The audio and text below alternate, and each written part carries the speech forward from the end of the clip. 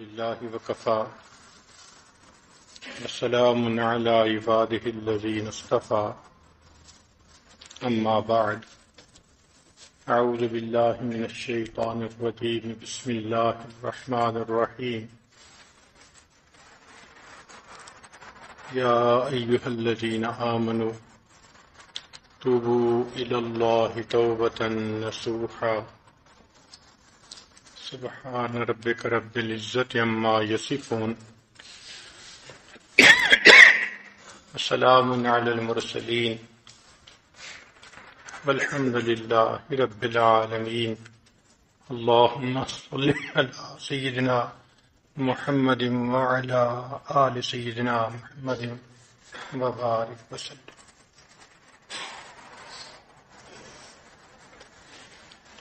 تصوف و سلوک کے بارے میں ایک مشہور قول ہے کہ اس میں انسان کو مقامات عشرہ طے کرنے ہوتے ہیں.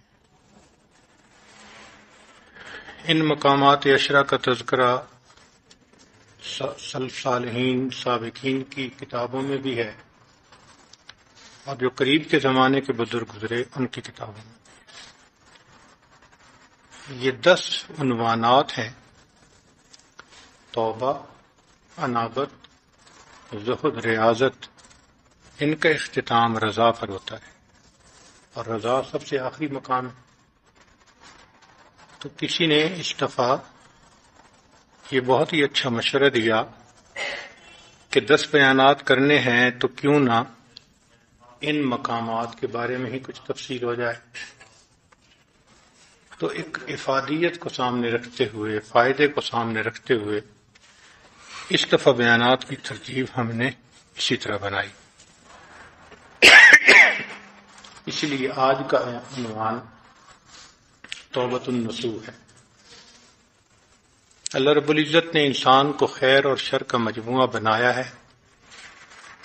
جو سراپا خیر وہ فرشتے، جو سراپا شر وہ شیطان، جو خیر اور شر کا مجموعہ وہ حضرت انسان. ہر بندے کے اندر خیر بھی ہے، شر بھی ہے. خیر غالب آئے تو یہ انسان بن جاتا ہے، شر غالب آئے تو یہ حیوان بن جاتا ہے. اب یہ بندے پہ منحصر ہے کہ وہ اپنے اوپر کس کو غالب کرتا ہے. اس لیے ہر انسان کے اندر چند صفات ہیں. سب سے پہلے صفت بہیمیہ، جانور، بہائم ان کو کہتے ہیں. جانوروں کی کیا خاص بات ہوتی ہے؟ ان میں حرص ہوتی ہے جس کی وجہ سے ہر وقت چرتے رہتے ہیں، کھاتے رہتے ہیں. اور شہوت ہوتی ہے، جب ضرورت ہوتی ہے اسے پورا کر لیتے ہیں. یہ 2 چیزیں ان کے ساتھ مخصوص ہیں. تو انسان کے اندر بھی یہ دونوں باتیں آ جاتی ہیں. پھر صفت سبعیہ، درندوں والی صفتیں.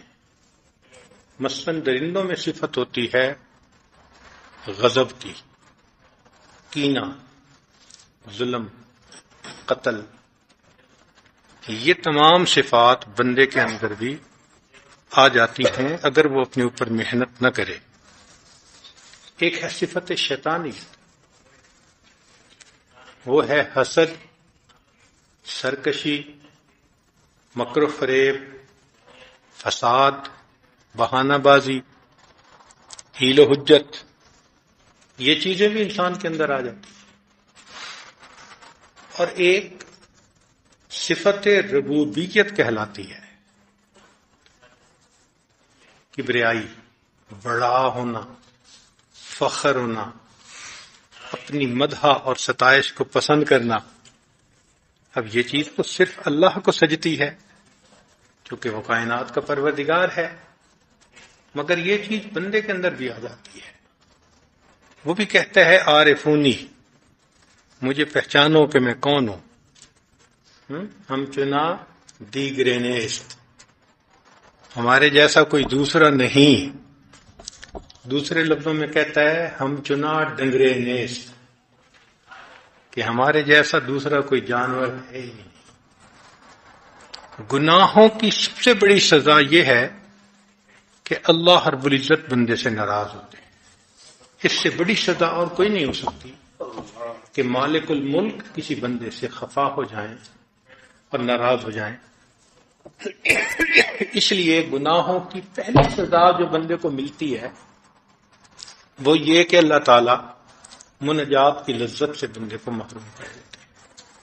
یہ سب سے ادنا سزا ہے۔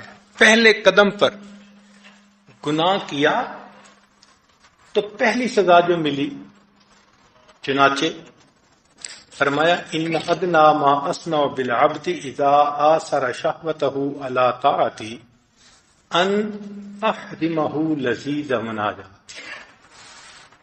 ادنا سزا جو میں بندے کو دیتا ہوں جب اس کی شہوت اس کی طاعت پر غالب آ جاتی ہے کہ میں اس کو اپنی مناجات کی لذت سے محروم کر دیتا ہوں۔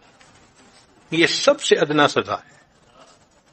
اس سے اوپر پھر انسان کی تکبیر اولیٰ بھی قضا، پھر جماعتیں بھی قضا، پھر دوسرے گناہ شروع ہو جاتے ہیں۔ بنی اسرائیل کے ایک عالم کا واقعہ لکھا ہے، کسی گناہ میں ملوث ہو گئے۔ اب عالم تو تھے، جانتے بھی تھے کہ اس کی سزا ہوتی ہے، تو وہ بڑا دیکھتے تھے کہ میرے گناہ کی سزا کیا ہے، مگر انہیں ہر چیز ایسے ہی تھی جیسے پہلے۔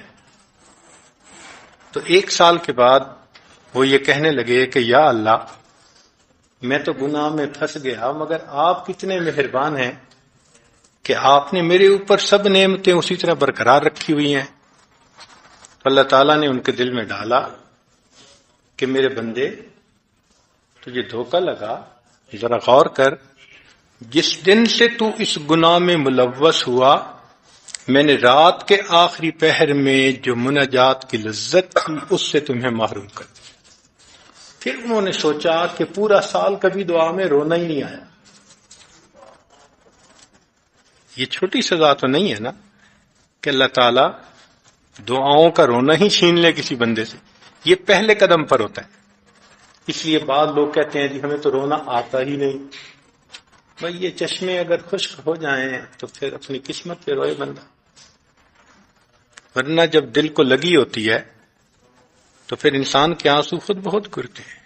جس ماں کا جوان بیٹا فوت ہو جائے اس کو رلانے کے لیے مرثیہ خوانی کی ضرورت ہوتی ہے۔ اس کا دل رو رہا ہوتا ہے، اس کی آنکھوں سے ٹپ ٹپ آنسو گر رہے ہوتے ہیں۔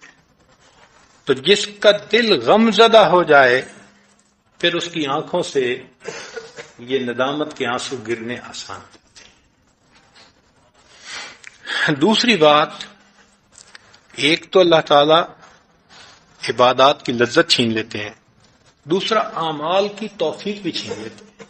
تلاوت کو دل نہیں کرتا، نفلوں کو دل نہیں کرتا، تہجد میں نہیں اٹھا جاتا، اعمال کی توفیق ہی چھنتی چلی گئی۔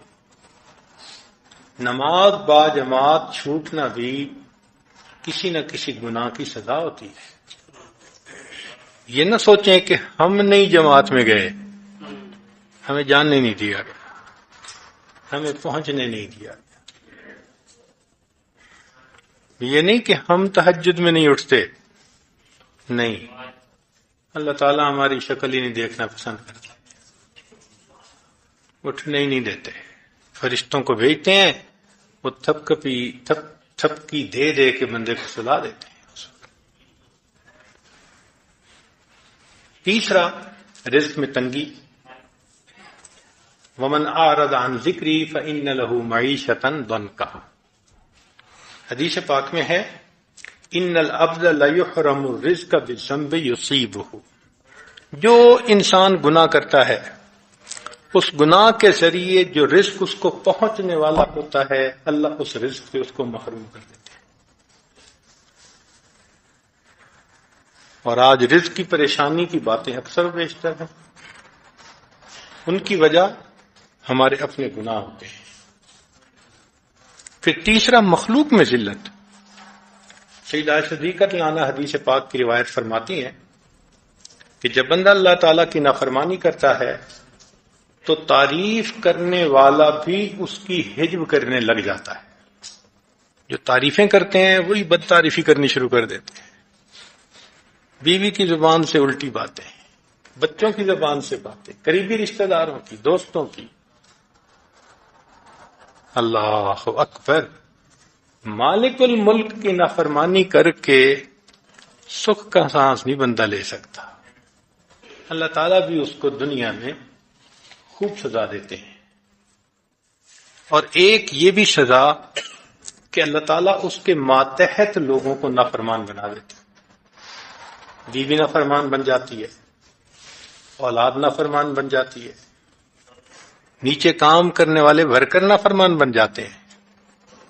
اور تو اور فضیل بن عیاض رحمت اللہ علیہ فرماتے تھے کہ میں اپنے گناہوں کے اثر کو اپنی سواری کے جانور میں محسوس کر لیتا ہوں کہ جب میں گناہ کا ارتکاب کرتا ہوں سواری کا جانور بھی میری بات نہیں مانتا. اسرائیلی روایت ہے کہ سلیمان علیہ السلام نے نئی قمیص پہنی تو اس کو تعجب سے ذرا دیکھا. تیز ہوا چلی اور چادر کا پلہ اٹھ گیا تو آپ کو بڑا غصہ آیا. ہوا نے چادر کا پلہ ہٹایا تو ہوا سے پوچھا کہ تم نے ایسا کیوں کیا؟ اس نے کہا کہ ہم اس وقت تک فرما بردار ہیں جب تک آپ اللہ کے مطیع ہیں. اللہ اکبر کبیر.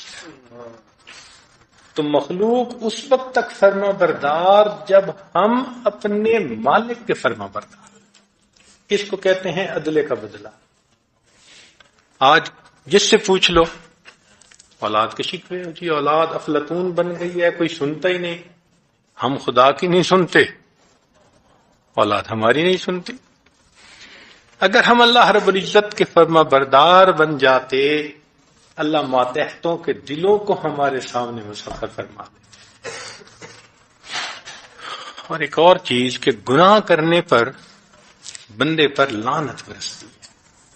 کبھی غور کیا اس پر کہ لعنت برسنے کا کیا معنی ہوتا ہے؟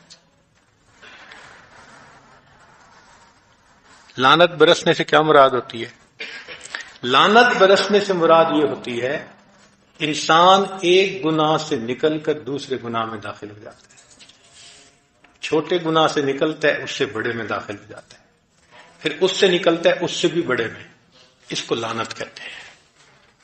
اللہ تعالیٰ کی طرف سے اللہ فرماتے ہیں نا ظالموں کے اوپر لعنت، الا لعنت اللہ علی الظالمین.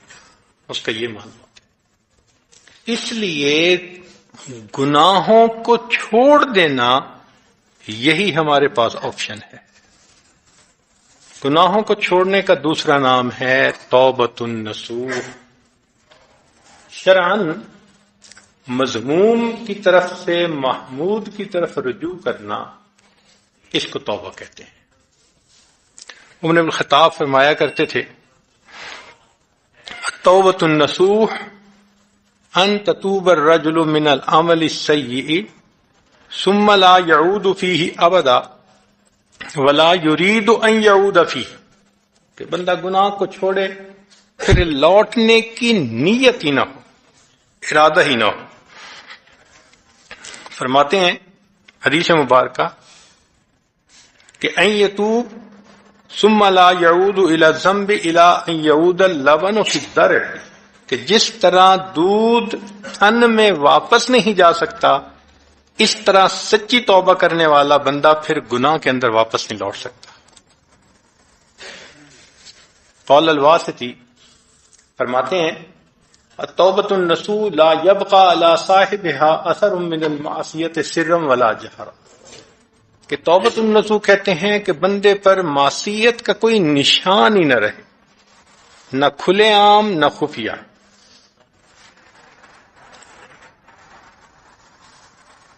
اور تفسیر القرآن تستری میں لکھا ہے کہ التوبۃ النصوح ان تترک الذنب کما اتیتہ وتبغضہ کما احببت. کہ جس طرح تو نے گناہ کرنا شروع کیا اس طرح اس کو چھوڑ دے، اور جس طرح گناہ تجھے اچھا لگتا تھا اب اس سے نفرت کرنی شروع کر دے. اس کو توبۃ النصوح کہتے ہیں.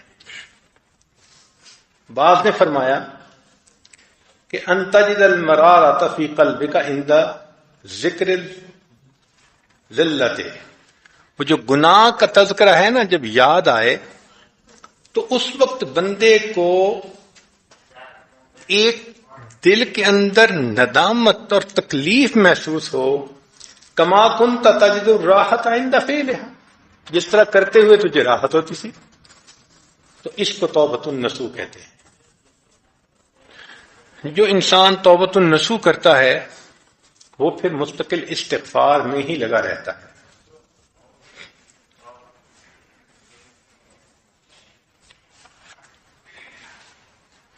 ابن عباس رضی اللہ عنہ فرماتے ہیں کہ التوبۃ النصوح ہی الاستغفار باللسان، توبۃ النصوح زبان سے استغفار کرنا، والندم بالجنان، دل سے نادم ہونا، والاقلاع بالارکان، اور اعضاء سے گناہوں کا چھوڑ دینا.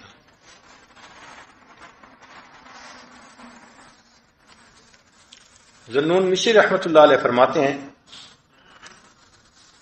کہ التوبۃ النصوح ہی ادمان البقاء علی ما سلف من الذنوب، کہ جو گناہ کر چکا اس پر رونا تڑپنا، اس کا نام توبۃ النصوح ہے. اور یہ توبہ فی الفور واجب ہوتی ہے. اس میں ہم بہت کوتاہی کرتے ہیں. ہم سمجھتے ہیں کہ جو گناہ ہم نے بچپن یعنی جوانی میں کیے، اب بڑھاپے میں توبہ کر رہے ہیں، توبہ ہو گئی. سنیے، اس گناہ پر دو طرح کی توبہ لازم تھی. ایک گناہ کرنے کی توبہ، اور دوسرا توبہ کو مؤخر کرنے والے گناہ پر بھی توبہ. تو تاخیر بھی ایک گناہ ہے. توبہ فی الفور واجب ہوتی ہے بندے کی.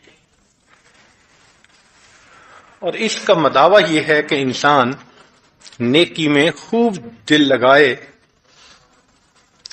اتبع السیئۃ الحسنۃ تمحوھا، برائی کے بعد اگر نیکی کرے تو وہ نیکی اس برائی کے اثرات کو دھو دیتی ہے.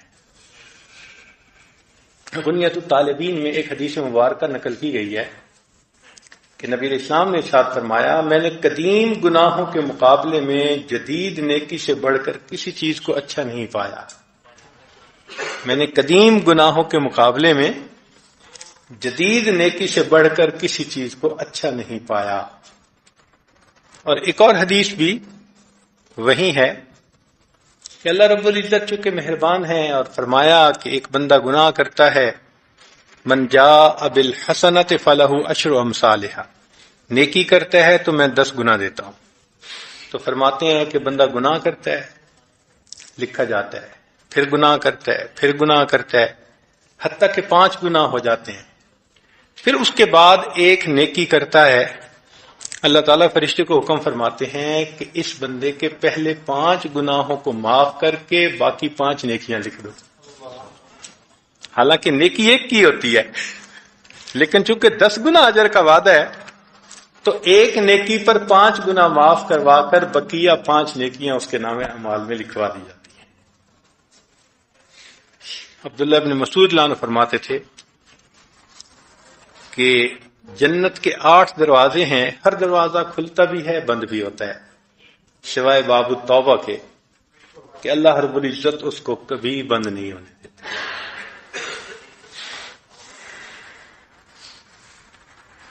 چنانچہ البدایہ الی بلوغ النہایہ تفسیر ہے مکی، ابو طالب مکی رحمۃ اللہ علیہ کی، اس میں ایک حدیث انہوں نے کوٹ کی ہے، اور اس کے راوی ہیں حضرت ابن مسعود رضی اللہ تعالی عنہ.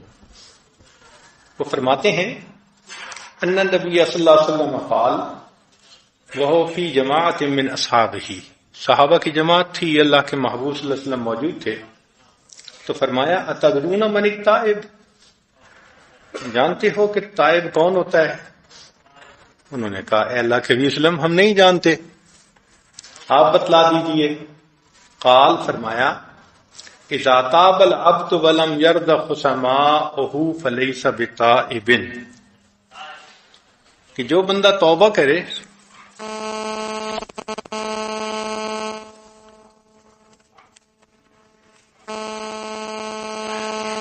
کہ جو بندہ توبہ کرے پھر جن لوگوں سے اس کے کچھ مسئلے مسائل ہوں ان کو وہ طے نہ کرے، وہ بندہ تو تائب نہیں ہوتا جب تک اپنے جھگڑوں کو نہ سمیٹے۔ پھر فرمایا ومن تاب ولم یغیر لباسہ فلیس بتائب، جو توبہ تو کرے لیکن اپنا لباس نہ بدلے، فرمایا کہ وہ تائب نہیں ہے۔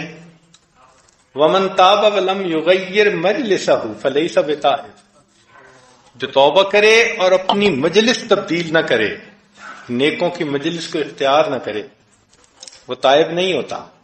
ومن تاب ولم یغیر نفقتہ وزینتہ فلیس بتائب، اور اپنے نان نفقہ کو کہ حلال کو اختیار کرے۔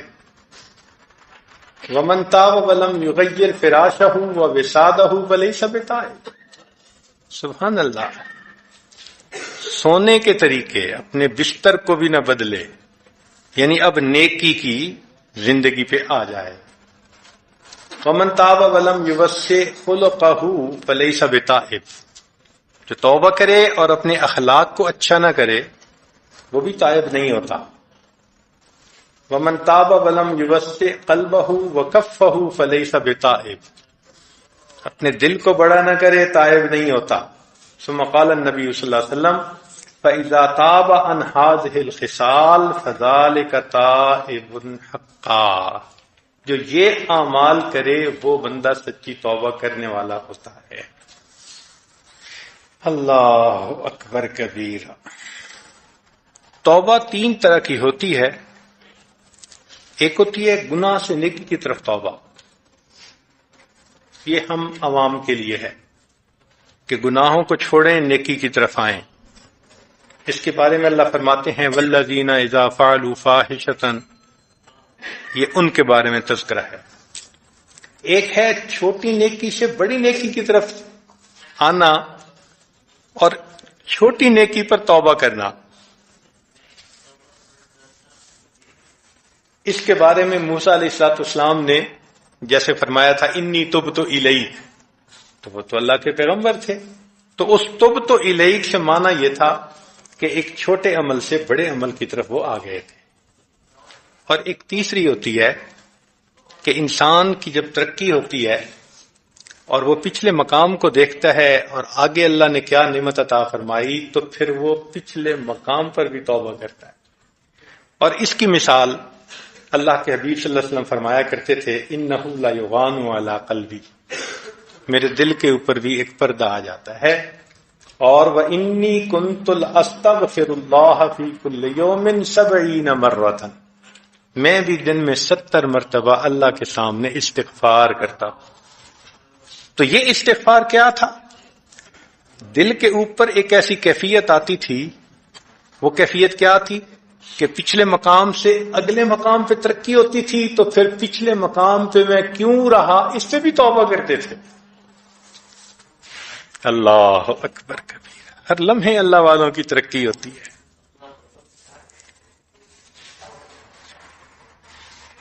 ایک بات پکی ہے کہ جب شرائط توبہ جمع ہو جاتی ہیں تو قبولیت یقینی ہوتی ہے۔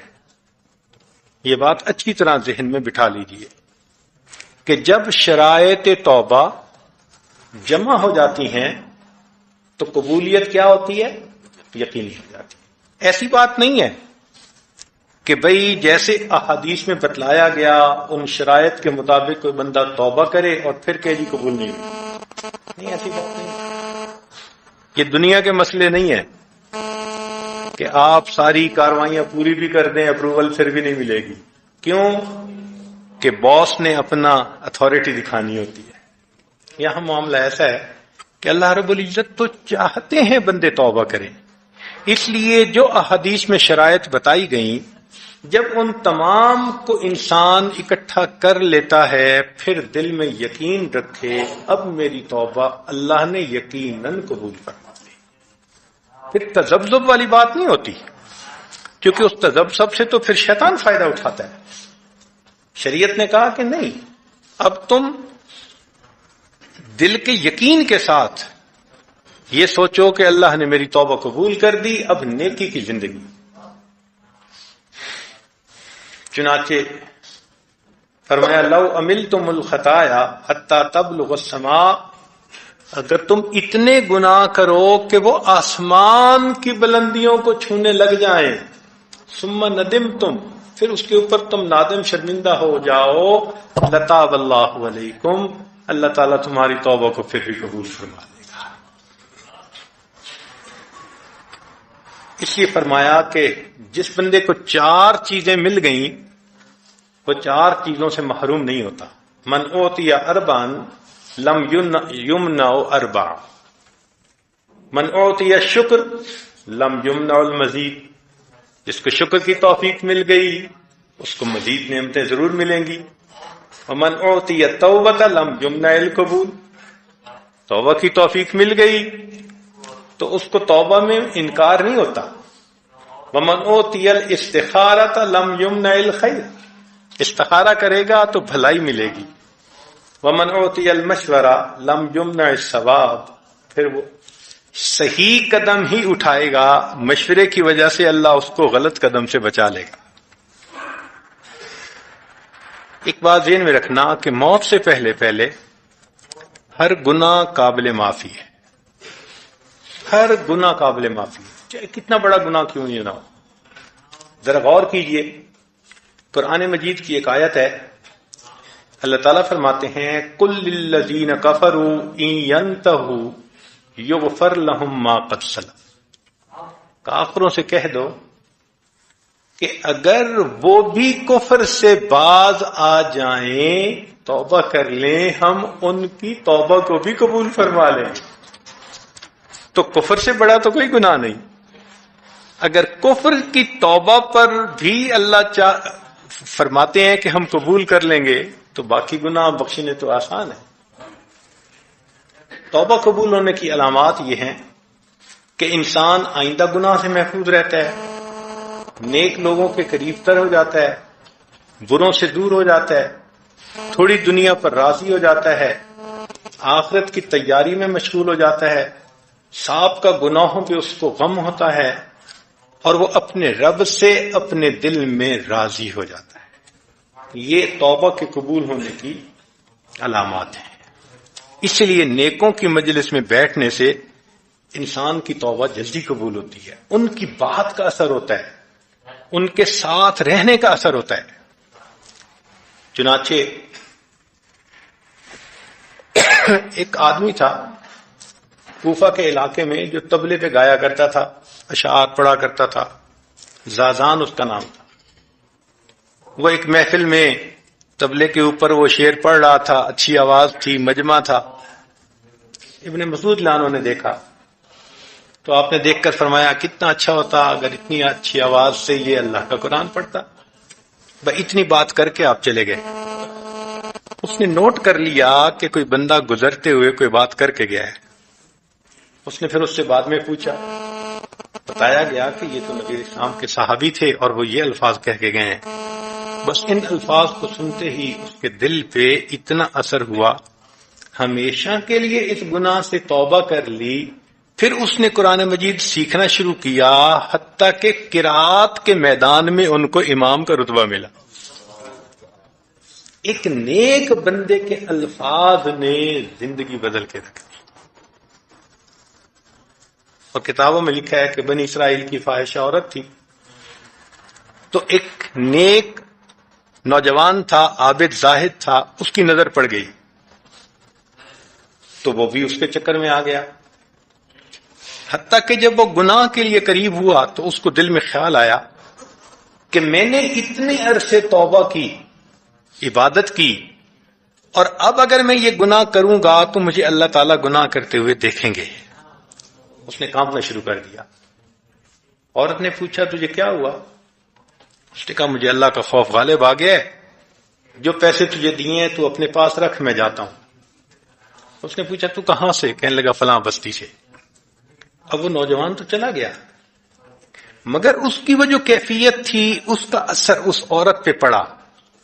اس نے دل میں سوچا کہ یہ نوجوان پہلی مرتبہ گناہ کر رہا ہے اور اللہ تعالیٰ سے اتنا ڈر رہا ہے، اور میں روز گناہ کرتی ہوں، میں اللہ سے نہیں ڈرتی۔ اب اس کے دل میں ندامت ہوئی، شرمندگی ہوئی، اس نے فیصلہ کر لیا کہ میں بھی سچی زندگی گزارتی۔ چنانچہ وہ اپنے گھر سے بستی کی طرف گئی۔ جب اس کے گھر کے دروازے پر پہنچی، کھٹکھٹایا تو وہ نوجوان باہر نکلا، تو وہ اس عورت کو دروازے پہ کھڑا دیکھ کے نہ گھبرا گیا کہ یہ پھر کہیں مجھے گناہ کی طرف کھینچ نہ لے۔ تو ایسا اس کے دل پہ صدمہ ہوا کہ وہ نوجوان وہیں پر گرا اور اس کی تو وفات ہو گئی۔ اب وہ عورت وہیں ٹھہری۔ جب کفن دفن سے فارغ ہو گئے تو اس عورت نے بتایا کہ میں تو ایک بدکار عورت تھی، اور میں تو نیک نیت لے کر یہاں آئی تھی کہ میں اس نوجوان سے نکاح کر لوں گی اور نیک بن کر رہوں گی، اور یہ تو فوت ہو گیا۔ اب اس کا کوئی قریبی رشتہ دار ہے؟ انہوں نے کہا اس کا ایک بھائی ہے، وہ بھی نیک ہے۔ اس عورت نے اس کے بھائی سے نکاح کر لیا۔ اللہ رب العزت نے اس کو 7 بیٹے عطا فرمائے اور 7 بنی اسرائیل کے اولیاء میں شامل ہوئے۔ بدکار عورت ایک نیک آدمی کی وجہ سے دیکھو کیسے دل بدلتا ہے۔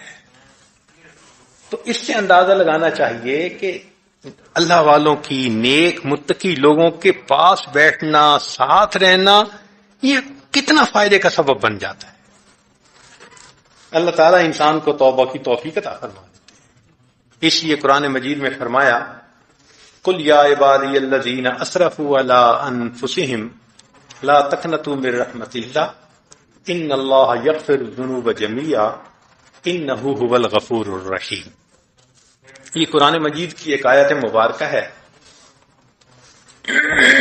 علماء نے اس میں 10 نکات لکھے ہیں ایک آیت کے اندر۔ پہلا نکتہ کہ انہ سمی المذنب بالعبد، کہ اس آیت میں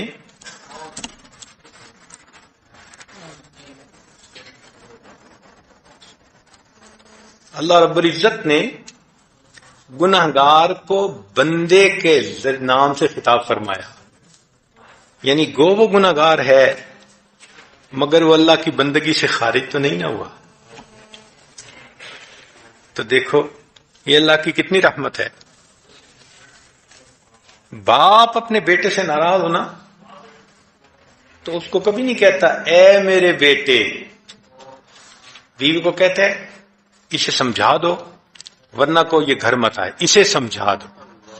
اب دیکھو اسے کا لفظ کیا بتا رہا ہے کہ بیٹا بھی نہیں کہہ رہا، اتنی اجنبیت۔ تو باپ کا سلوک بیٹے کے ساتھ یہ ہوتا ہے، اور انسان نے گناہ کیا اور اللہ تعالیٰ فرماتے ہیں کل یا عبادی۔ تو اس میں پہلا نقطہ کہ وہ بندگی سے خارج نہیں ہوا۔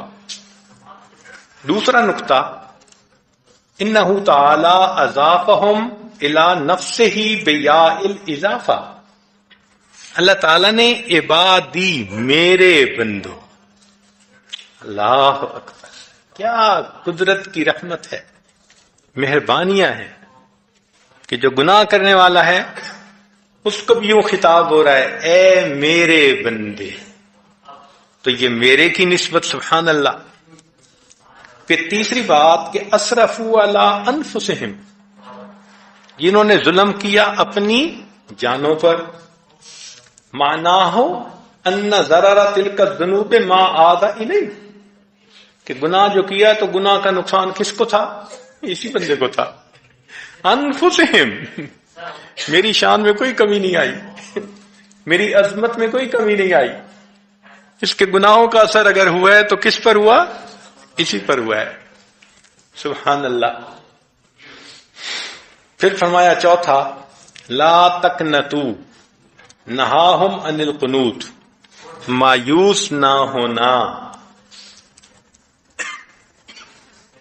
پھر پانچواں نقطہ لا تقنطوا من رحمت اللہ، اللہ کی رحمت سے مایوس نہ ہونا۔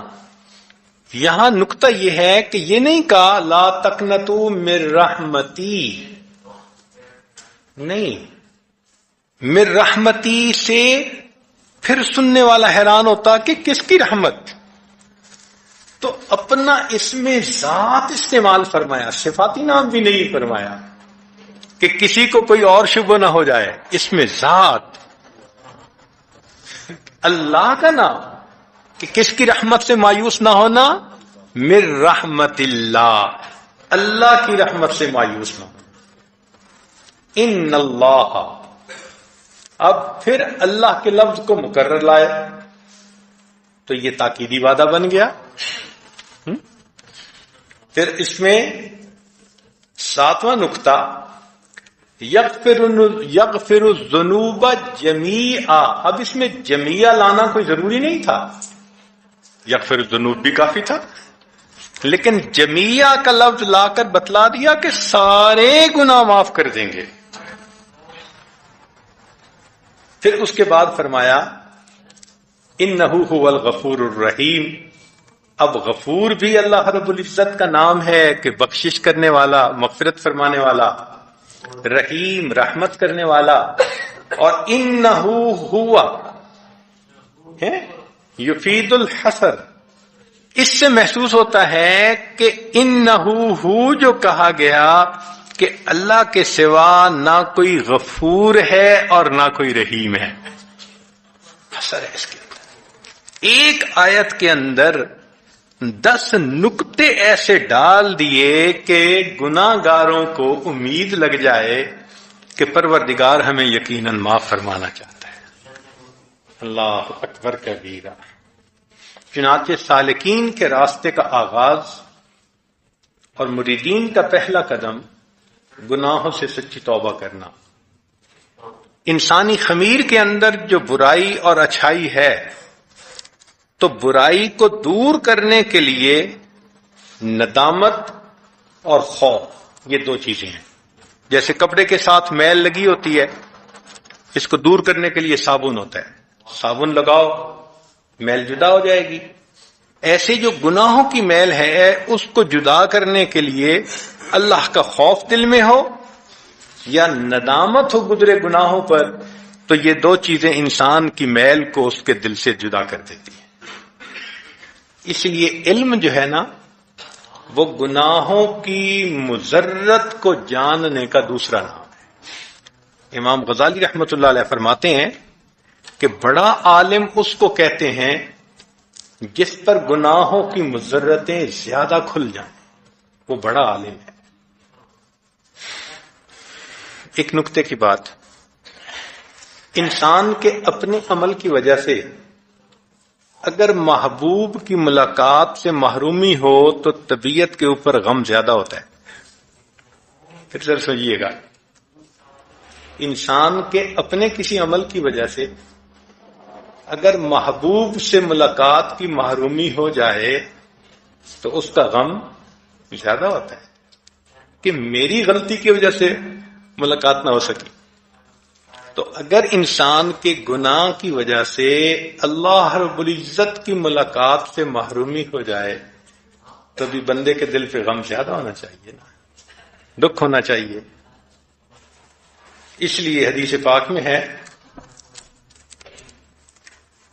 ما من شیء احب الی اللہ من شاب عات تائب، کہ اللہ رب العزت کے نزدیک نوجوان توبہ کرنے والے بندے سے بہتر کوئی نہیں ہوتا۔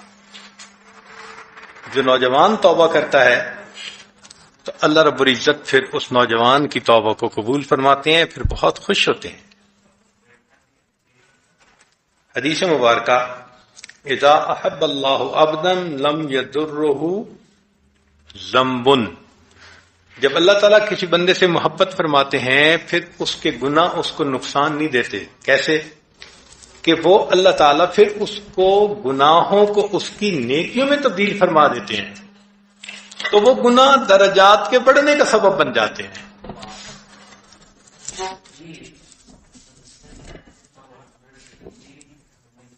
قتادہ رحمۃ اللہ علیہ فرماتے ہیں ان ھذا القرآن یدلکم علی دائکم و دوائکم، یہ جو قرآن مجید ہے یہ تمہیں بیماری بھی بتاتا ہے اور بیماری کی دوا بھی بتاتا ہے. فَأَمَّا دَاؤُكُمْ فَالذُّنُوبُ، جو گناہ ہیں وہ تمہارے بیماریاں ہیں. وَأَمَّا دَوَاؤُكُمْ فَالِاسْتِغْفَارُ، اور جو ان کی دوا ہے وہ استغفار ہے. اس لیے حسن بصری رحمۃ اللہ علیہ فرماتے تھے اکثروا من استغفار فی بیوتکم، استغفار کی کثرت کرو اپنے گھروں میں. وعلی موائدکم، اپنے دسترخوان پر. وفی طرقکم، راستوں میں چلتے ہوئے. وفی اسواقکم، بازاروں میں بیٹھے ہوئے. وفی مجالسکم، اپنی مجالس میں بیٹھے ہوئے. وَأَيْنَمَا كُنْتُمْ، اور تم جہاں بھی ہو استغفار کی کثرت کرو. فَأَنَّكُمْ مَا تَدْرُونَ مَتَىٰ تَنزِلُ الْمَغْفِرَةُ، تمہیں معلوم نہیں کہ مغفرت کب اتر آئے. تمہیں کیا پتا کب اللہ رحمت کی نظر سے دیکھے اور تم استغفار کر رہے ہوگے اللہ سب گناہوں کو معاف فرما دے.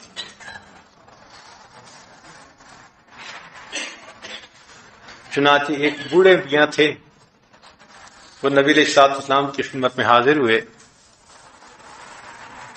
انہوں نے تذکرہ کیا، اے اللہ کے حبیب صلی اللہ علیہ وسلم میں بہت گناہ گار ہوں، میری زندگی گناہوں میں گزری ہے.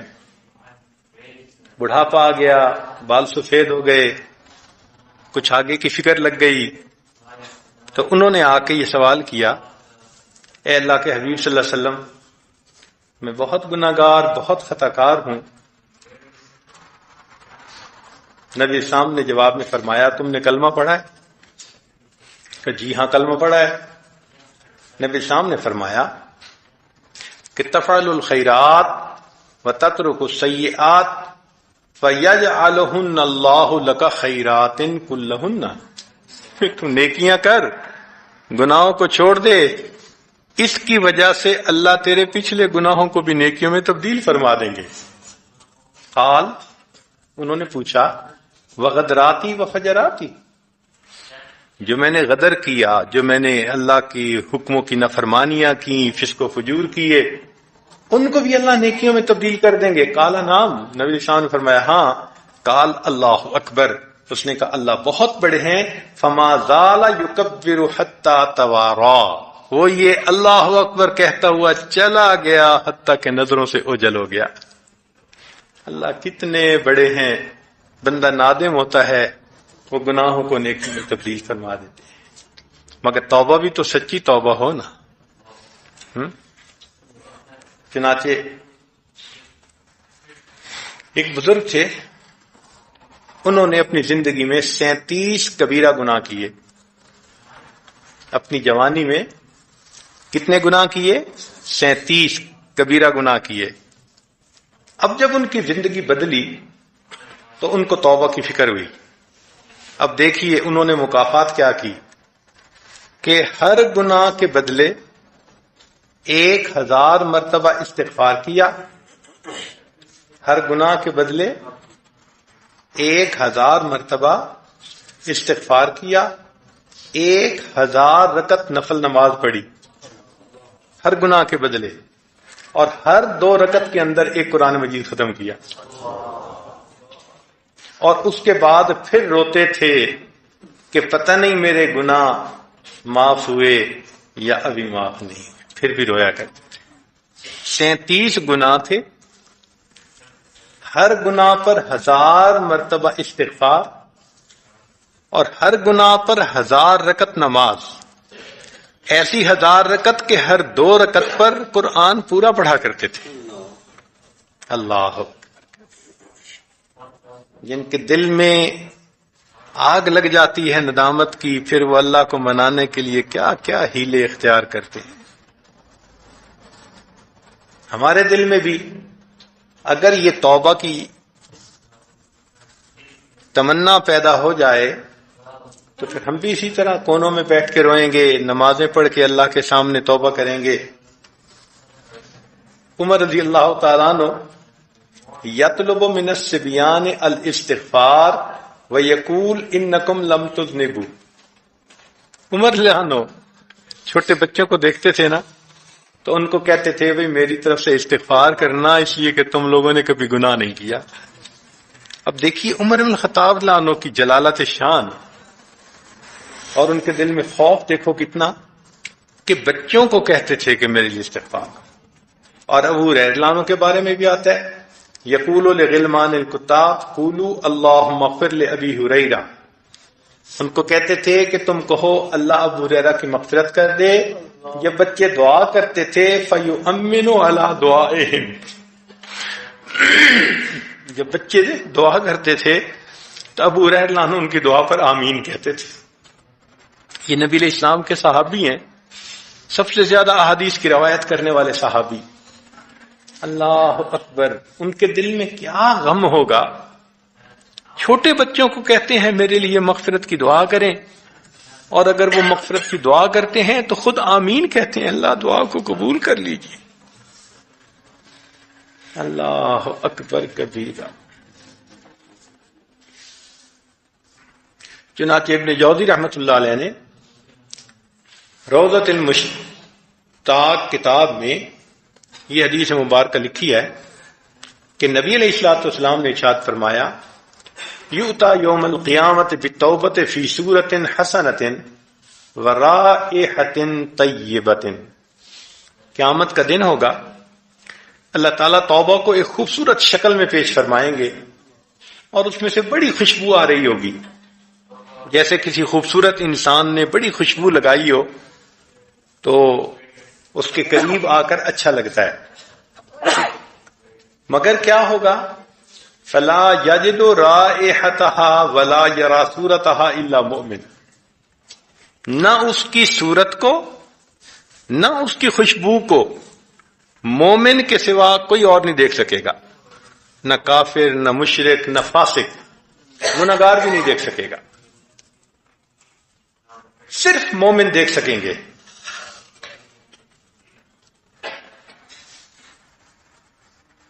فَيَجِدُونَ لَهَا رَائِحَةً وَأُنْسًا، ان کو اس سے محبت بھی محسوس ہوگی اور وہ اس کے ساتھ جو ہے اس کی خوشبو کو بھی محسوس کریں گے۔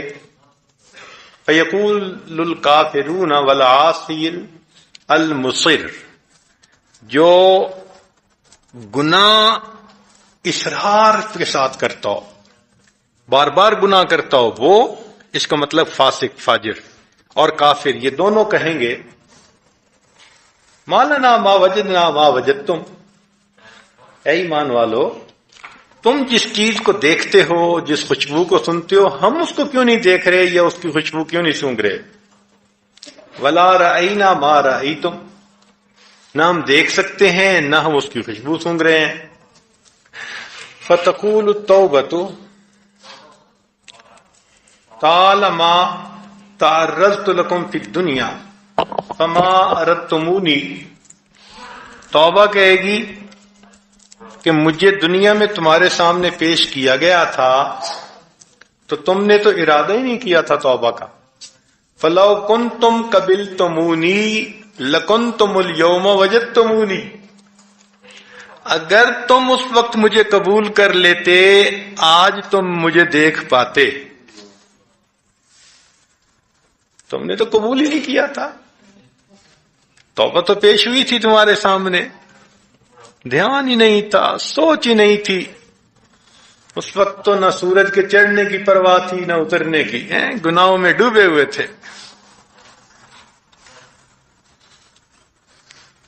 تو کہے گی کہ تم اس وقت اگر مجھے قبول کرتے تو تم مجھے آج پا لیتے۔ فیقولون، وہ لوگ جواب میں کہیں گے نحن اليوم نتوب، اچھا ہم توبہ کرتے ہیں۔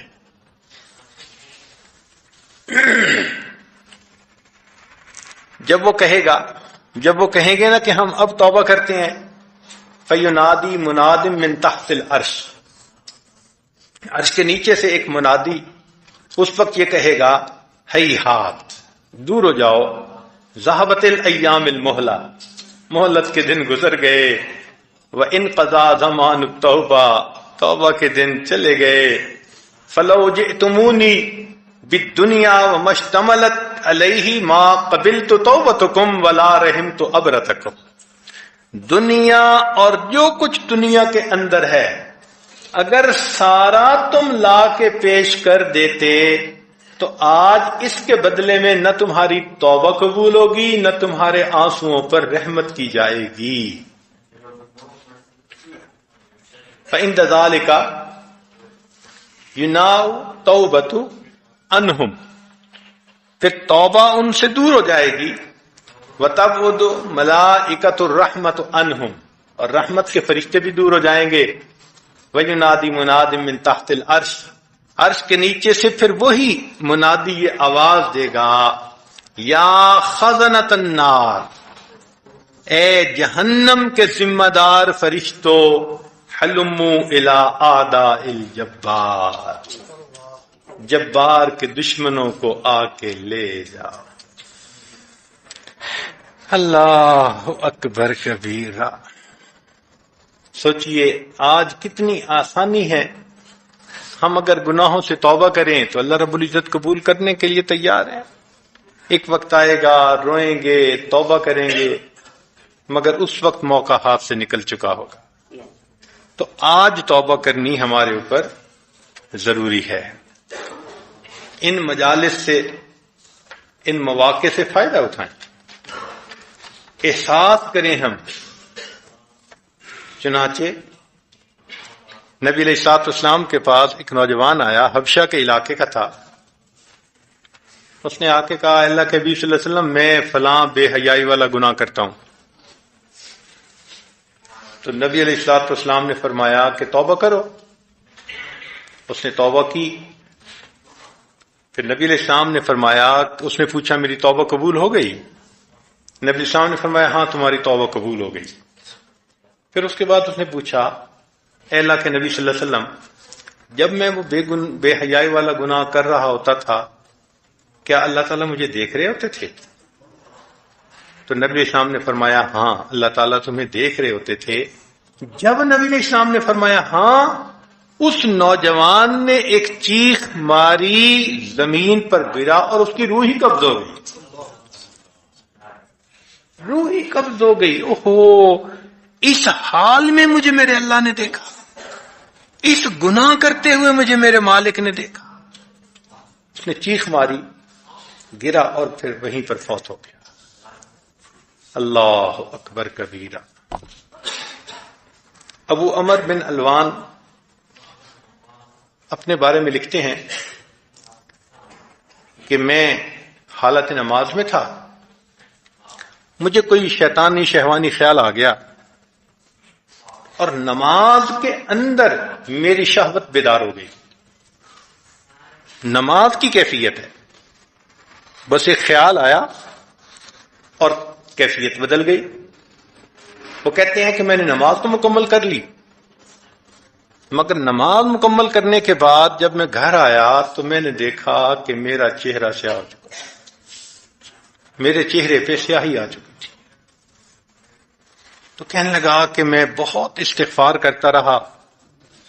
میرا دل کہہ رہا تھا کہ یہ جو نماز میں میری کیفیت ہوئی اس کی وجہ سے پھٹکار پڑی اور میرے چہرے کو سیاہ کر دیا گیا.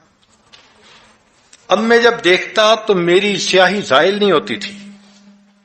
3 دن تک میں توبہ کرتا رہا. پھر میں نے سوچا کیوں نہ میں اپنے شیخ کے پاس جاؤں. چنانچہ تیسرے دن جب میں جانے لگا تو میری سیاہی جسم کی زائل ہو گئی، رنگ ٹھیک ہو گیا. جب میں شیخ کے پاس پہنچا تو ابھی میں نے بات نہیں کی تھی، صرف سلام کیا تھا. تو جنید بغدادی رحمۃ اللہ نے فرمایا اگر تمہارے شہوت والے اس گناہ پر تمہاری طرف سے میں نے توبہ نہ کی ہوتی تو تم اس سیاہی کو لے کر اللہ کے سامنے پیش ہوتے. اللہ اکبر. کہتے ہیں میں نے بھی بات نہیں کی، میں صرف گیا اور میں نے سلام کیا، اور میرے سلام کرنے پر انہوں نے یہ کہا کہ اگر تمہارے شہوت والے گناہ پر میں نے استغفار تمہاری طرف سے نہ کیا ہوتا تو تم اسی سیاہی کو لے کر اپنے رب کے حضور پیش کیے جاتے. اللہ اکبر کبیرہ. دور بیٹھا کوئی تو دعائیں دیتا ہے، میں ڈوبتا ہوں سمندر اچھال دیتا ہے.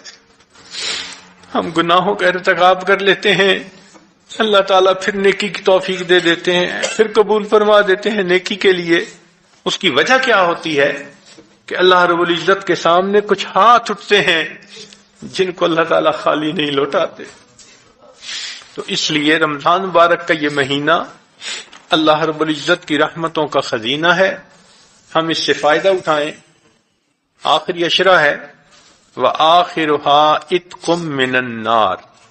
اللہ کے حبیب صلی اللہ علیہ وسلم نے فرمایا کہ آخری عشرہ جہنم کی آگ سے آزادی کا عشرہ ہے. آج ہم اپنے گناہوں سے توبہ کر کے اللہ رب العزت سے مدد مانگیں اور یہ کہیں کہ یا رب ارحم من لا راحم لہ سواک ولا ناصر سواک.